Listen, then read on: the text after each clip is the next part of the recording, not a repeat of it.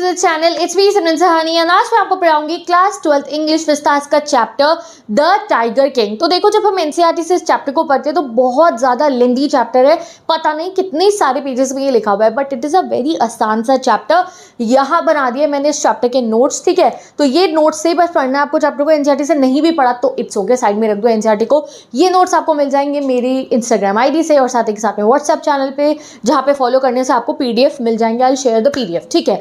तो भाई पहले नोट्स का बता दें, क्योंकि तो बहुत ही लेंदी चैप्टर है। होने के वाले चैप्टर में बहुत ही सिंपल सा चैप्टर है। हम एक राजा की कहानी पढ़ेंगे जिसका नाम है टाइगर किंग। अब उस राजा का नाम टाइगर किंग क्यों है? वो इसलिए क्योंकि उसने अपनी जो है लाइफ के अंदर, जब तक वो जीवित था वो राजा, उसने पता है क्या करा? उसने बहुत गलत काम करा। उसने 100 टाइगर्स को मारा। टाइगर कितने इंपॉर्टेंट एनिमल है हमारे लिए, एक जान है वो, ठीक है। अब ये टाइगर जो है इतने सारे क्यों मारता है ये राजा, यही हम जानेंगे इस चैप्टर के अंदर। और तभी इस चैप्टर का नाम टाइगर किंग है। लोग इन राजा को टाइगर किंग कहते थे क्योंकि इन्होंने 100 टाइगर को लगभग मारा था। So let's study what happened in this chapter. सबसे पहले आप लोग मुझे इस चैप्टर के जो राइटर हैं उनका नाम कॉमेंट कर दो, क्योंकि इसके ऊपर एग्जाम में बहुत क्वेश्चन आते हैं, बच्चे बिल्कुल भी पढ़ के नहीं जाते हैं। तो जल्दी से कॉमेंट करो और मैं पढ़ाती हूँ आपको ये चैप्टर, ठीक है। तो होता क्या है, हम पढ़ने वाले हैं यहाँ पे प्रतिबंधापुरम नाम की एक जगह की, जो एक फिक्शियस जगह है, एक कहानी की जगह है जिसका नाम है प्रतिबंधापुरम, ठीक है। और कहाँ के प्रतिबंधापुरम के कौन से इंसान की कहानी पढ़ने वाले हैं? वहाँ के राजा की कहानी, ठीक है, जिनको हम प्यार से बोलते हैं टाइगर किंग या गुस्से में बोलते हैं टाइगर किंग। बट इनके बहुत सारे और नाम भी है। और क्या क्या नाम है ये समझ लो। ये है टाइगर किंग, ये है राजा प्रतिबंधापुरम के, कोई ये फेमस करेक्टर हो तो सॉरी, ठीक है। और जो है इनका अलग अलग नाम भी है, जैसे हिज हाइनेस जमींदार जनरल, खिलेदार मेजर, सत्यवहरा समाहारी। जैसे बहुत सारे जो राजा लोग होते हैं ना, अपने पीछे टाइटल्स लगाते हैं, महाराजा, और ऐसे बड़े बड़े टाइटल्स लगाते हैं अपने पीछे की, ये सुल्तान, ये फलाना ढमकाना। तो वैसे ही इन्होंने अपने पीछे बहुत सारे टाइटल्स लगा रखे थे, बट इन शॉर्ट सब इनको बोलते थे द टाइगर किंग। अब हमारे राइटर हमें बताते हैं कि देखो, मैं आज तुम्हें बताऊंगा कि ये जो है ना, इनका नाम टाइगर किंग क्यों पड़ा। और जब तुम इनकी पर्सनैलिटी के बारे में जानोगे कि ये कैसे हैं, कैसे इंसान है, तो तुम्हारा मन करेगा यार एक बार इनसे मिले। बट वो पॉसिबल नहीं है क्योंकि अब ये मर चुके हैं, ठीक है। मर गए हैं तो ऑब्वियसली अब हमें ये भी जानना पड़ेगा कि ये मरे कैसे थे। सो इस स्टोरी में हम यही पढ़ेंगे कि कैसे ये टाइगर किंग मर जाते हैं और क्यों इन्हें हम टाइगर किंग कहते थे। तो सबसे पहले पहुंचते हैं इनके बचपन में, जब ये पैदा होते हैं। जब ये पैदा होते हैं तो एक राजकुमार थे, प्रिंस थे। तो जब भी किसी राजकुमार का जन्म होता है तो कौन आते हैं? एस्ट्रोलॉजर्स आते हैं एस्ट्रोलॉजी करने की, इसका जीवन कैसे होगा। तो जब ये बस 10 दिन के थे तो ढेर सारे एस्ट्रोलॉजर आते हैं। उनमें से जो सबसे बड़ा वाला एस्ट्रोलॉजर होता है वो इनको देखता है। ये सिर्फ 10 दिन के बेबी इन्फेंट थे और जो है एक प्रिडिक्शन करता है। क्या कहता है? वो इनको देखता है और कहता है he would become a great warrior, ये एक बहुत बड़ा वॉरियर बनेगा ये जो बच्चा है। But one day he must die, but एक दिन ये मर जाएगा, ऐसे करके बोलता है। आसपास के सब लोग डर जाते हैं, मर जाएगा भाई, ये तो लॉजिकल बात है ना, जो इंसान पैदा हुआ है मरेगा ही, इसमें भविष्यवाणी वाली क्या बात है। बट सब लोग आसपास के, अरे ये मर जाएगा मर जाएगा। तो इतने में ही एक चमत्कार होता है। क्या चमत्कार होता है? ये जो हमारे बेबी टाइगर किंग है, सिर्फ 10 दिन के, ये बोल पड़ते, कहते हैं ओ एस्ट्रोलॉजर ये बताओ, मरना तो सबने है, मैं मरूंगा कैसे। एंड दैट टाइम सब लोग बहुत हैरान, और वो एस्ट्रोलॉजर भी हैरान कि भैया एक तो 10 दिन का बच्चा बोल रहा है, बोलता है नहीं बोलता ना, 6 महीने 8 महीने का बच्चा बोलता है, साल 1.5 साल का, एक तो 10 दिन का बच्चा बोल रहा है, ऊपर से इतना लॉजिकल क्वेश्चन कर रहा है जो इस रूम में खड़े किसी और जने ने नहीं करा कि मरना तो सबने, मुझे बताओ मैं मरूंगा कैसे।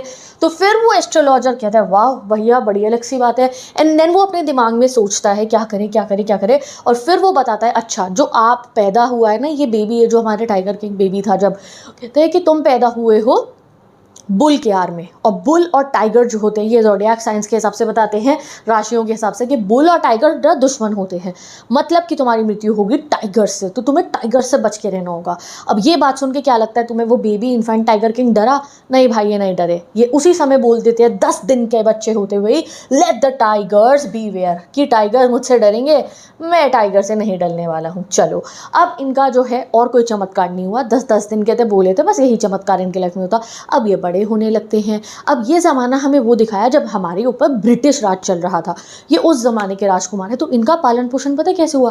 प्रॉपर इंग्लिश कल्चर में, रादर देन कि इंडियन कल्चर में हो, वो हुआ बिल्कुल ब्रिटिश कल्चर के अंदर। जैसे इनको इंग्लिश ही काऊ का दूध पिलाया गया, इंग्लिश ही नैनी ने रेस करा, ट्यूशन भी इंग्लिश में मिली, और ये इंग्लिश पिक्चरें ही देखते थे। अब जब ये 20 साल के हो जाते हैं तो इन्हें इनका राज्य की गद्दी मिल जाती है। उससे पहले इनकी गद्दी ब्रिटिशर्स संभाल रहे थे, ठीक है।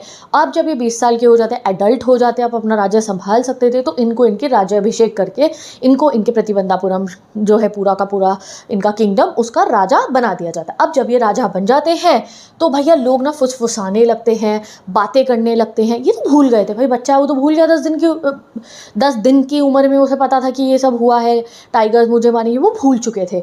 बट जब वो राजा बनते ना तो गाँव के लोग बात करने लगते हैं, तुम्हें पता है वो तो टाइगर किंग हमारा जो वो राजा है जो अभी नया नया बना है वो तो ऐसे मरेगा टाइगर से। ये बात उनके कान में पहुंच जाती है। फिर वो अपने दिमाग में सोचते हैं अच्छा मुझे टाइगर मारेगा, तो फिर वो अपने आप को सोचते हैं कि मैं टाइगर को मार दूँ टाइगर मारने से पहले। और वो खुद को एक जो है एक्सप्लेनेशन देते हैं, कहते हैं कि हम तो अपने सेल्फ डिफेंस में काऊ को भी मार सकते हैं, तो मैं एक टाइगर मार दूँ तो क्या हो गया। ये अपने दिमाग में ऐसा सोचते हैं। इवन तो ये बिल्कुल गलत है, आप किसी को अपने आप को बचाने के लिए किसी की जान लेना इज़ नॉट करेक्ट, ठीक है। और स्पेशली गाय की तो बिल्कुल भी नहीं, या किसी भी एनिमल की, एनिमल तो बेजुबान है ना। तो वो अपने आप को ऐसे बोलते हैं कि अपने सेल्फ डिफेंस में तो मैं एक टाइगर को मार ही सकता हूँ। और फिर वो क्या कहते हैं, वो जो है जाते हैं जंगल के अंदर और एक टाइगर को मार देते हैं। कौन, हमारे टाइगर किंग। और वो टाइगर की डेड बॉडी को लेके अपने घर आ जाते हैं, ठीक है। और फिर बुलाते हैं उस वाले एस्ट्रोलॉजर को, और उस एस्ट्रोलॉजर को बुला के कहते हैं हाँ जी भाई बताओ, मैंने मार दिया टाइगर, तुम तो मुझे कह रहे थे कि टाइगर मुझे मारेगा। तो अभी उन्होंने एक ही टाइगर मारा था और दिखाया, देखो देखो मैंने तो मार दिया, तुम कह रहे थे टाइगर मुझे मारेगा। तो वो एस्ट्रोलॉजर अब कहता है देखो आप ऐसे करते करते 99 टाइगर्स मार सकते हो, बट जो 100वां टाइगर है ना उससे आपको ध्यान रखना है, क्योंकि वही आपकी मृत्यु का कारण बनेगा। टाइगर किंग कहते हैं अच्छा 99 मार दूंगा तो 100 मारने में क्या दिक्कत है। तो वो एस्ट्रोलॉजर कहते हैं अगर ऐसा हो गया ना, आपने 100 टाइगर्स मार दिए तो मैं अपनी चोटी काट लूँगा और मतलब बाल कटवा लूँगा, ठीक है। और अपनी सारी किताबें जो मैंने एस्ट्रोलॉजी की है वो सब मैं जो है जला दूंगा और एक इंश्योरेंस एजेंट बन जाऊँगा अगर आपने 100 टाइगर मार दिए तो। चैलेंज कर देता है वो टाइगर किंग को। तो टाइगर किंग कहते हैं चलो ठीक है। अब एस्ट्रोलॉजर अपने घर गया और टाइगर किंग ने ये बात अपने ईगो पे ले ली कि अच्छा मैं 100 टाइगर नहीं मार सकता। और नेक्स्ट डे से उन्होंने पूरे के पूरे अपने किंगडम में कह दिया कि मेरे लाइफ का अब एक ही मिशन है 100 टाइगर मारना।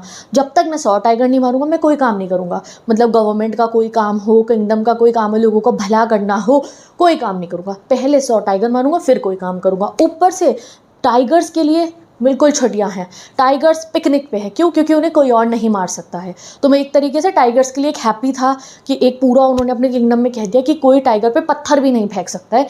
ऐसा उन्होंने पूरा का पूरा एक नोटिस निकलवा दिया। बट क्या वो एक्चुअली में उनके लिए खुशी का दिन था टाइगर्स के लिए? नहीं ना। उन्होंने क्या कहा, मैं मारूंगा सिर्फ और सिर्फ टाइगर को, कोई और टाइगर के ऊपर पत्थर भी नहीं फेंक सकता है।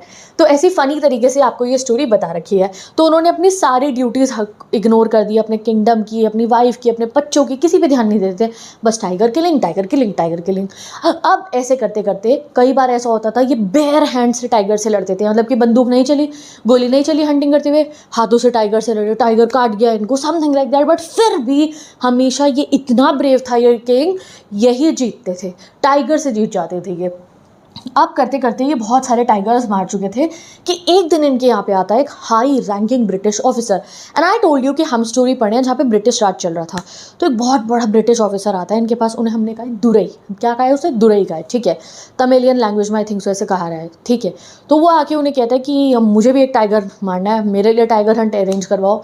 तो जो है महाराजा डर जाते हैं, भैया टाइगर तो इतने कम हैं, मेरे को 100 पूरे करने, एक ही से मारने दिया तो मेरा चैलेंज कंप्लीट नहीं होगा। तो कहते हैं जी आप एक बात सुनो, हम आपके लिए बोर हंट ऑर्गेनाइज करा देंगे या फिर जो है डियर हंट ऑर्गेनाइज करा देंगे। किसी भी टाइप का एनिमल का आपको हंट करवाना हो, यूजुअली जो होते हैं जंगल के अंदर, उसका हंट करवा देंगे, मस्कीटो हंट करवा देंगे, बट ये टाइगर हंटिंग नहीं हो सकती। सीधा मना करते थे। उस समय पे ब्रिटिश ऑफिसर को मना करना मतलब पंगे लेना है, उनसे अपनी राज्य गद्दी छोड़ने जैसा सवाल था ये। वो सड़ जाएंगे, वो हटा देंगे इनको गद्दी पे, किसी और राजा को भी बैठा देंगे, क्योंकि ऊपर से कंट्रोल तो सारा ब्रिटिशर्स का होता था। तो वो कहते कि नहीं नहीं नहीं, हम आपको ये हंटिंग नहीं करा सकते। तो वो ब्रिटिशर भी सही था, उसने कहा चलो ठीक है हम हंट नहीं करेंगे, एक काम करो हंट आप कर देना टाइगर को, मेरे को तो बट टाइगर की डेड बॉडी के साथ फोटो खिंचवाने दो। अब तुम सोचोगे कोई बात नहीं ना, फोटो तो खिंचवाने दो। ये सोचते आज इसको फोटो खिंचवाने दी, रोज नए ब्रिटिश ऑफिसर आ जाएंगे फोटोज खिंचवाने के लिए।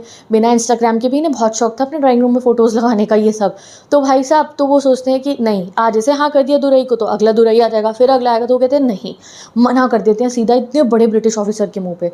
एंड देन उस दिन के बाद से ये और इनके जो दीवान साहिब थे, दीवान साहिब कौन? जो इनका असिस्टेंट, मान लो आप असिस्टेंट नहीं कहेंगे, वैसे बहुत बड़ी पोस्ट होती थी राज्यसभाओं के अंदर दीवान साहिब की, जो उनको मतलब कि गाइड करेगा कैसे चलना है कैसे नहीं चलना। तो वो बैठ के आप दीवान साहिब से करते हैं कि भाई मना तो कर दिया अब उसे, दुरई को कि भाई मैं नहीं दूंगा तुम्हें फ़ोटो, बट फिर भी डर तो लग रहा है कि कहीं हमारे को जो है गद्दी पे से ना उठा दे। तो वो एक प्लान बना दे कि एक काम करते हैं, जो इनकी वाइफ है ना दुरई से नहीं, उसे पटा लेते हैं। कैसे? उसको थोड़ा ब्राइब कर देते हैं, कोई गिफ्ट विफ्ट भिजवा देते हैं। तो ये कलकत्ता की एक बहुत फेमस ज्वेलर को फ़ोन लगाते हैं। अब ये तुम्हारा होमवर्क है, कलकत्ता के ज्वेलर का नाम बताओ कॉमेंट सेक्शन में। तो ये कलकत्ता के वो बहुत फेमस ज्वेलर को फ़ोन लगाते हैं और उन्हें कहते हैं कि आप डायमंड की रिंग्स का एक डब्बा भेज दो। उस डब्बे के अंदर 50 रिंग आई। इन्होंने दुरई से नहीं के घर 50 की 50 भिजवा दी कि वो 2-3 चूज़ करके बाकी वापस भिजवा देगी। बट वो थी ब्रिटिशर लालचन, उसने क्या करा 50 की 50 रिंग रख ली और अगले ही दिन 3 लाख का बिल कलकत्ता से उनके पास आ जाता है और उन्हें वो अपनी ट्रेजरी खजाने में से भरना पड़ता है। अब 3 लाख भैया आज़ादी से भी पहले के ज़माने में, आज भी it is a very big amount, उस ज़माने में इट वॉज लाइक करोड़ों रुपए समझ लो तुम। मुझे तो लगता है करोड़ होंगे ही। तो इतना बड़ा भारी नुकसान उन्हें उठाना पड़ा क्योंकि सिर्फ एक फ़ोटो खींचने को उन्होंने मना करा था। तो वो इतने ऑब्सेस्ड थे टाइगर किलिंग से, ठीक है। अब क्या होता है, कुछ दिन और बीत जाते हैं। अब एक दिन टाइगर किंग के हाथ में उनकी बंदूक थी और वो बंदूक को गोली वोली सेट कर रहे थे, साफ़ कर रहे थे, पॉलिश कर रहे थे और वो थोड़े गुस्से में थे और वो दीवान साहिब को बुलाते हैं और कहते हैं आपको नहीं पता कि 70 टाइगर्स अभी भी और बचे हुए हैं। सो अब हमारे जो राजा हैं वो 70 टाइगर्स को ऑलरेडी मार चुके थे, ठीक है। अब बचे कितने थे? 30 बचे थे। तो वो जो है दीवान साहब से पूछते हैं कि भाई आपको नहीं पता इतने सारे टाइगर्स अभी और बचे हैं? तो दीवान साहब उनको देख के डर जाते हैं और कहते हैं भाई मैं टाइगर नहीं हूँ, क्योंकि वो अपनी बंदूक पॉलिश कर रहे थे ना। सो ये थॉट कि मुझे ही कहीं टाइगर समझ के ना मार दिए। तो वो कहता है सर मैं टाइगर नहीं हूँ। वो कहते हैं अच्छा तुम कौन टाइगर कह रहा है, क्योंकि वो तो दुबले पतले से थे ना। फिर जो है वो कहते मैंने तुम्हें किसी और काम के लिए बताया है, मेरे को शादी करनी है। तो अब दीवान साहिब डरे पड़े होते तो वो अजीबोगरीब बातें करते, कहते मैं किस हिसाब से शादी कर सकता हूँ, मेरी तो ऑलरेडी 2 वाइफ्स है।